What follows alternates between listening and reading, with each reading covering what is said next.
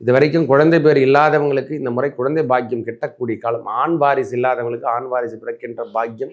கடகராசிகாரங்களுக்கு இனி வரும் காலம் சுகம் என்பதை எழுதி கொள்ளுது. இந்த இதயம் சம்பந்தப்பட்ட பிரச்சனை, கோர்ட்டு கேஸு, வம்பு வழக்குகள் ஏதேனும் இருந்தால் அதுலேருந்து இவங்க விடுபடுறதுக்கான அமைப்புகள் இப்போ நிறைய தேடி வந்துட்டு இருக்கு. சனி பகவான் 9ஆம் இடத்துல இருக்காரு, சுக்கிரனும் அங்கே இருக்காரு. ஒரு 16 தேதிக்கு அப்புறம் அவரும் இடம்பெயர்ந்து 10ஆம் இடத்துக்கு வந்துடுவார்.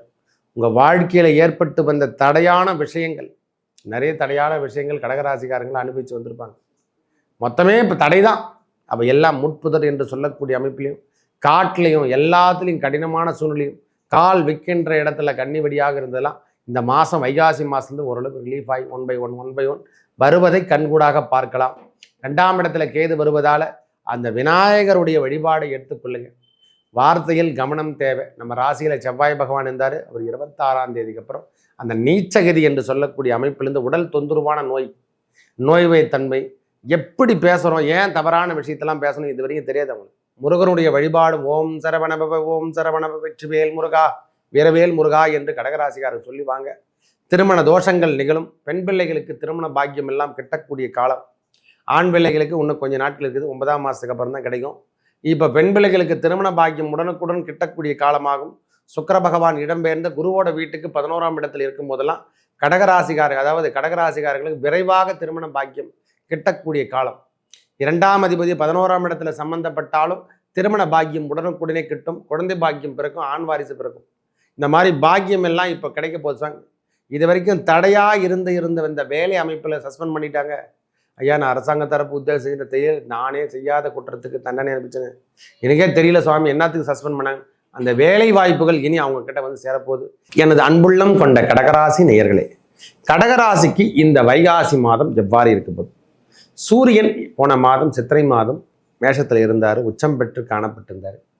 அவர் இடம்பெயர்ந்து இப்பொழுது ரிஷபத்துக்கு வருகிறார். அந்த மாதம் தான் 1ஆம் தேதி முதல் கொண்டு 31ஆம் தேதி வரைக்கும் சூரிய பகவானுடைய நிலைப்பாடு ரிஷபத்திலே இருக்க போகுது.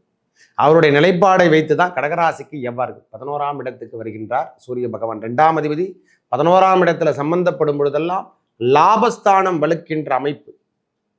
2ஆம் அதிபதி தனவரவு தரக்கூடிய அமைப்பும், லாபாதிபதி என்று சொல்லக்கூடிய பூர்வீக சொத்துக்கள் இருந்து வந்த பிரச்சனை, இது வரைக்கும் வர முடியாத பேமெண்ட்டு, ஐயா அரசாங்கத்திலையும் சரி, நமக்காக வேலை செய்த இடத்துலையும் சரி, பேமெண்ட்டுகள் வராமல் இருந்தால் அவையெல்லாம் இனிமேல் தொடர்ந்து வரக்கூடிய பாக்கியம் பெற போகிறாங்க கடகராசிக்கார். உடல் நலத்தில் இருந்து வந்த பிரச்சனை விலகும் சாமி. 2ஆம் அதிபதி அல்லவா சூரியன், அவர் உச்சம் பெற்றா உடல் நலத்தில் சின்ன சின்ன உபாதைகள்லாம் போன மாதம் அவதிச்சு வச்சாங்க. இப்போ அந்த இடம் சுக்கிர பகவான் இடம்பெயர்ந்து அவரும் இடம்பெயர்ந்து வரக்கூடிய காலமாகும். இது வரைக்கும் நேரடியாக 8ஆம் இடம், அதாவது 9ஆம் இடத்துல சுக்கிர பகவான் உச்சம் பெற்று காணப்படுந்தார். அவரும் இடம்பெயர்ந்து வரக்கூடிய காலம்.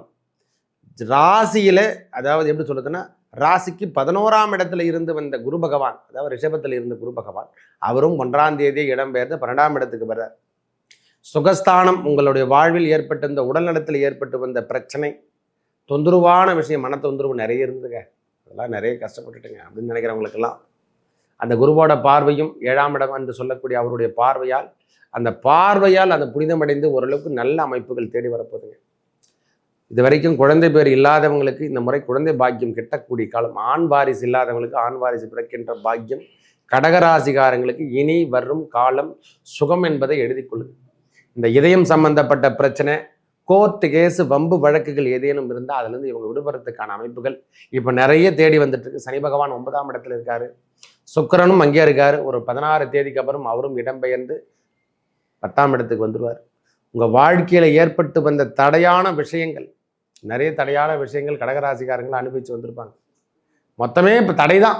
அப்போ எல்லாம் முட்புதர் என்று சொல்லக்கூடிய அமைப்பிலையும், காட்டிலையும், எல்லாத்துலேயும் கடினமான சூழ்நிலையும், கால் விற்கின்ற இடத்துல கண்ணி வெடியாக இருந்ததெல்லாம் இந்த மாதம் வைகாசி மாதத்துலேருந்து ஓரளவுக்கு ரிலீஃப் ஆகி ஒன் பை ஒன் வருவதை கண்கூடாக பார்க்கலாம்.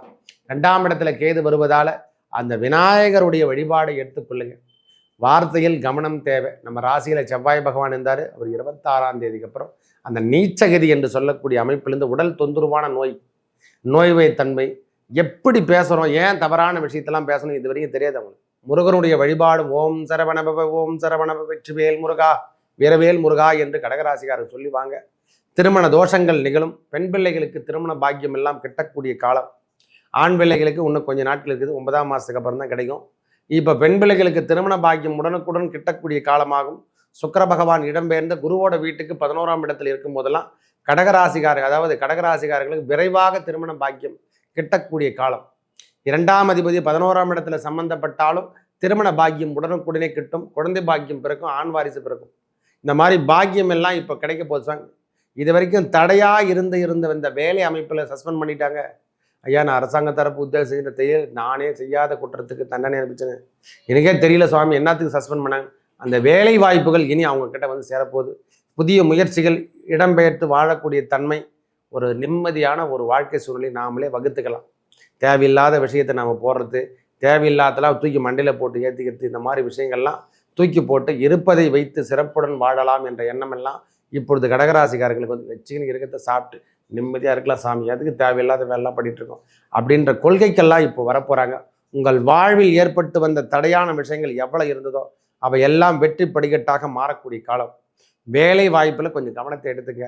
அந்த வேலை வாய்ப்பை விட்டு நான் புதிய பிஸ்னஸ் பண்ண போகிறேன்ற எண்ணமெல்லாம் வேணாம். இருக்கக்கூடிய வேலையை நீங்கள் மெயின்டைன் பண்ணுங்கள், அதுவே போதுமானது.